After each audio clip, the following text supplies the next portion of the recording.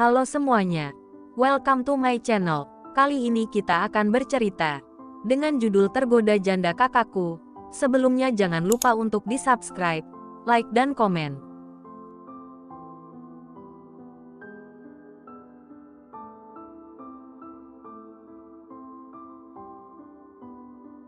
Episode 12, Amarah Arga. Sementara itu, Arga menatap kotak bekal yang disiapkan oleh Anjani. Pada awalnya, dia tidak berniat membawanya, tetapi melihat isinya, dia merasa sangat menggoda. Aromanya persis seperti kue buatan ibunya. Tuan Charlie ingin bertemu. Dia yang mengurus proyek kita di Medan, kata sekretarisnya. Silakan masuk. Charlie adalah teman Arga yang dulu menjadi orang kepercayaan Chandra. Setelah kecelakaan yang menimpa kakaknya, proyek itu diserahkan padanya. Charlie duduk di depan meja Arga. Sudah selesai. Semuanya selesai. Sekarang aku bisa membantu di sini lagi, jawab Charlie. Semuanya terjadi tiba-tiba bagiku. Aku benar-benar butuh bantuanmu. Dan sekarang, aku membutuhkan bantuanmu. Sepertinya cacing di perutku ingin mencicipi brownies yang ada di depanmu, kata Charlie sambil mencoba meraih kotak bekal. Arga menggeser kotak bekalnya, menghindari tangan Charlie yang hendak mengambilnya. Jangan dulu. Jauhkan tanganmu. Tiba-tiba, pintu terbuka, dan Ratu masuk tanpa izin. Apa aku mengganggu? Tanya Ratu. Tidak, jawab Charlie. Mengetahui Arga tidak akan menjawab pertanyaannya. Kumohon berikan jawabanmu. Arga, kemarin kau bilang akan memikirkan tentang pernikahan kita, pintanya sambil berdiri dengan kedua tangan bersilang di dada. Ratu tampak malas menatap Charlie yang selalu ingin tahu urusan orang. Hei, apakah aku ketinggalan sesuatu? Tanya Charlie dengan nada penasaran. Arga menjawab datar. Aku tidak pernah mengatakan apa-apa padamu. Dan kau tahu aku sudah menikah. Apa, kau sudah menikah dan aku tidak tahu? Apa jenis teman yang kau miliki ini? Ujar Charlie dengan nada frustrasi. Seperti kakaknya, Arga juga dijodohkan. Tapi perempuan yang dijodohkan dengannya hanyalah seorang wanita penggoda. Ratu mencoba merendahkan Anjani di hadapan Arga. Tutup mulutmu, Ratu, bentak Arga. Tapi itu kenyataannya. Hanya aku yang tulus mencintaimu. Hanya aku yang bisa mengerti siapa dirimu, ucap Ratu. Arga berdiri dan menatap tajam ke arah Ratu. Keluar sekarang. Mau bukti? Ratu melemparkan beberapa lembar foto ke arah Arga. Sudah kubilang, hanya aku yang tulus mencintaimu, Arga. Aku menikah dengan Chandra karena terpaksa, ujar Ratu. Meskipun Arga tidak mengambil foto-foto yang tersebar di meja kerjanya, dia bisa melihat siapa yang ada di foto itu. Anjani dan Raihan terlihat sedang duduk dan terlihat serius sedang berbicara. Tangan Arga menggenggam kuat, wajahnya menengadah dengan mata terpejam. Sangat jelas terlihat dia sedang menahan emosinya. Charlie mengambil salah satu lembar foto dari meja Arga, matanya menyipit. Dia sepertinya mengenali seseorang di foto itu. Raihan Smith, putra John Smith, pemilik jaringan Hotel Alexis yang tersebar di seluruh Asia. Ratu terkejut mendengar kata-kata Charlie. Tidak mungkin Raihan, seorang gigolo, menjadi pria kaya seperti yang Charlie katakan. Dia hanya pria bayaran yang selalu memberikan layanannya di tempat tidurnya. Jangan bercanda, Charlie, kata Ratu sambil tertawa meremehkan. Dan perempuan cantik ini, aku merasa pernah melihatnya, tapi aku tidak tahu kapan dan di mana, ucap Charlie. Aduh, perempuan murahan seperti dia saja kau katakan cantik. Dia adalah istri Arga. Dan apakah kau melihat ini? Wanita itu selingkuh di belakang suaminya. Sangat menjijikkan, sergah Ratu. Keluar, Arga berteriak, mengeluarkan seluruh emosinya. Charlie segera menghampiri Arga dan menahan tangannya. Khawatir Arga akan melampiaskan kemarahan pada Ratu. Lebih baik kau pergi dulu, sebelum dia benar-benar meledak, kata Charlie pada Ratu yang terlihat ketakutan. Ratu bergegas keluar dari ruangan Arga. Meskipun dia merasa takut, dia merasa puas karena berhasil memprovokasi Arga, pria yang masih dia cintai. Dia telah membenci Anjani sejak mengetahui bahwa dia bukanlah satu-satunya istri pewaris Baskoro tersebut. Bahkan, dia hanyalah istri kedua, walaupun secara sah. Anjani telah merebut semua yang seharusnya menjadi haknya. Bahkan mertuanya pun sudah tidak menganggapnya sebagai menantu setelah mereka mengetahui siapa sebenarnya Tias. Tias adalah putri dari pria yang telah merebut keperawanannya. Ratu sempat merasa bahagia ketika mendengar rencana Gali dan istrinya untuk menjodohkan Arga. Tapi ternyata harapannya salah.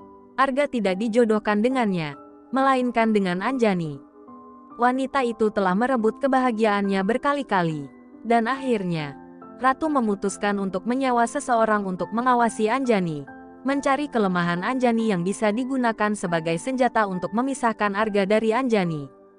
Sementara itu, Charlie merutuki tindakan Arga yang membanting kotak bekal hingga isinya berantakan di lantai. "Kau terlalu berlebihan," gumam Charlie, sambil meraih salah satu potongan kue yang masih utuh. "Kau tahu, tadi aku tidak sempat makan. Kau benar-benar menyia-nyiakan makanan ini dengan membuang-buangnya seperti itu," keluh Charlie. "Lebih baik kau menyelidiki dulu kebenarannya. Jangan sampai kau menyesal. Itu satu-satunya hal yang bisa kusarankan," tambahnya. Charlie masih mencoba meredakan Arga yang masih terjebak dalam amarahnya. Dia dengan hati-hati mengumpulkan satu persatu gambar yang berserakan di meja kerja Arga. Charlie berusaha mencegah Arga agar tidak terus terpaku pada gambar-gambar tersebut. "Melihat dari gambar-gambarnya, sepertinya istrimu orang yang baik. Sebaiknya kamu bicara dengannya dengan kepala dingin. Jangan biarkan emosimu menguasai," saran Charlie. Tiba-tiba, Arga berdiri dari kursinya, mengambil pekerjaannya yang tersebar di meja, dan memakai kembali jas yang tergantung di kursi. "Aku akan menyelesaikan ini semua. Sesuai saranmu, aku akan pulang dan berbicara dengan istriku," kata Arga dengan nada tegas. "Kenapa malah aku yang kau marahi?" gerutu Charlie setelah melihat Arga bergegas keluar kantor. Sementara itu, Anjani dan Dharma sedang menonton televisi di ruang tengah. Anjani meletakkan Dharma di karpet karena bayi itu sedang asyik bermain tengkurap. Anjani kadang tertawa melihat Dharma yang masih belum bisa membalikkan badannya setelah tengkurap. Namun, Anjani terkejut ketika pintu tiba-tiba terbuka dengan keras dan Arga masuk dengan tatapan marah. Anjani bangkit dari tempat duduknya untuk melihat apa yang terjadi. Dia khawatir ada orang yang tidak diinginkan masuk ke apartemennya. Namun, yang dia lihat adalah Arga yang menatapnya dengan tatapan aneh. Pandangan Arga sangat menakutkan ketika dia mendekati Anjani dengan langkah pasti.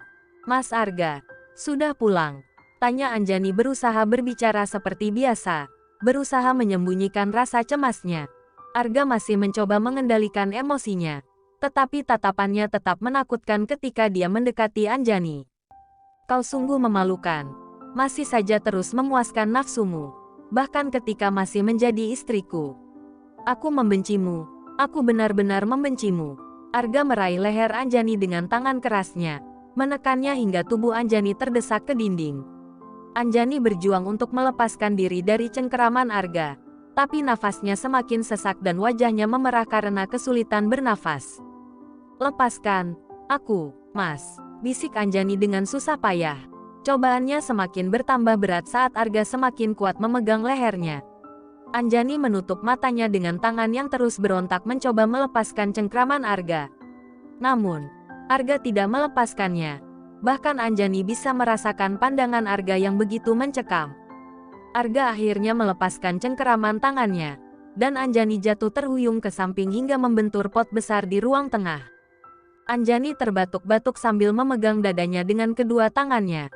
Nafasnya masih terengah-engah setelah cengkeraman Arga.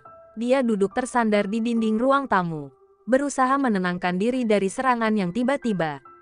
"Kenapa kau selalu begini, Mas? Apa yang telah aku perbuat padamu?" bisik Anjani dengan mata berair.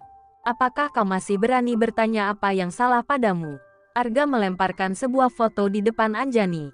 Anjani dengan susah payah meraih foto tersebut, merasakan dada yang masih sesak akibat cengkraman Arga. Anjani memegang foto itu dan mencoba berdiri dengan bantuan dinding. Dia adalah Raihan. Plak. Anjani terhuyung ke belakang akibat tamparan keras di pipinya.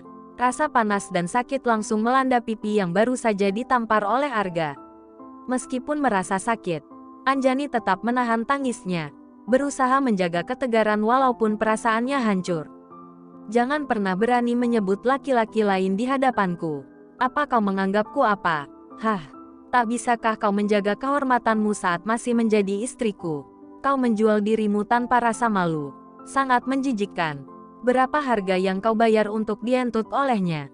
Ujar Arga dengan penuh amarah. Arga tiba-tiba merenggut blus yang dikenakan oleh Anjani, menyebabkan kancing-kancingnya tersebar. Anjani merasa takut melihat ekspresi marah Arga yang memuncak. Dia segera memegang blusnya dengan tangan gemetar agar tidak terbuka sepenuhnya karena kancing-kancing yang lepas. Aku takkan menyentuh tubuhmu yang kotor itu.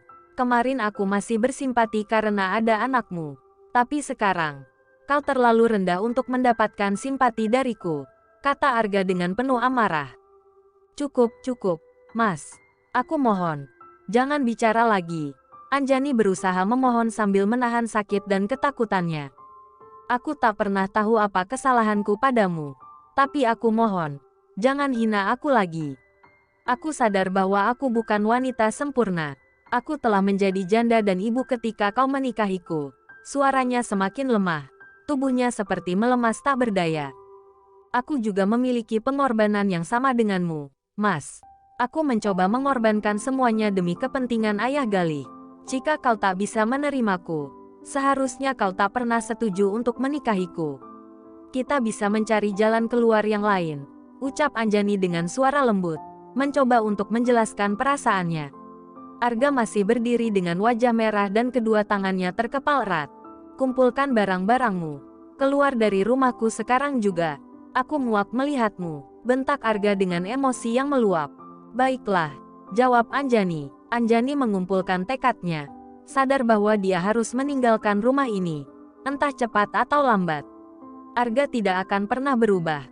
Dia merasa begitu dibenci oleh suaminya sejak awal. Dengan langkah berat, Anjani berjalan menuju putranya yang menangis keras. Arga merasa terkejut oleh keputusan yang diambil oleh Anjani. Dia tidak mengharapkan jawaban itu. Arga ingin Anjani bertahan. Tetapi jawaban itu menunjukkan bahwa Anjani sudah tidak tahan lagi. Hei, sayang, kenapa menangis? Mari kita keluar dan jalan-jalan. Rayu Anjani mencoba menghibur Dharma. Anjani mengangkat Dharma yang masih tengkurap di karpet dan memeluknya erat. Anjani mencium puncak kepalanya dengan lembut, berusaha meredakan tangis putranya. Anjani membawa Dharma ke kamarnya untuk mengemas barang-barangnya. Saat melewati Arga yang masih tegang di tempatnya, Dharma tiba-tiba berbicara. Pak. Arga menoleh ke arah suara itu dan melihat Dharma yang menatapnya. Hatinya terasa hancur melihat ekspresi Dharma yang menyenangkan. Tangan mungil Dharma seolah-olah ingin meraihnya. Dharma kangen papa. Ya, besok kita akan pergi ke sana untuk menjenguk papa, kata Anjani dengan lembut, sambil mengusap punggung putranya.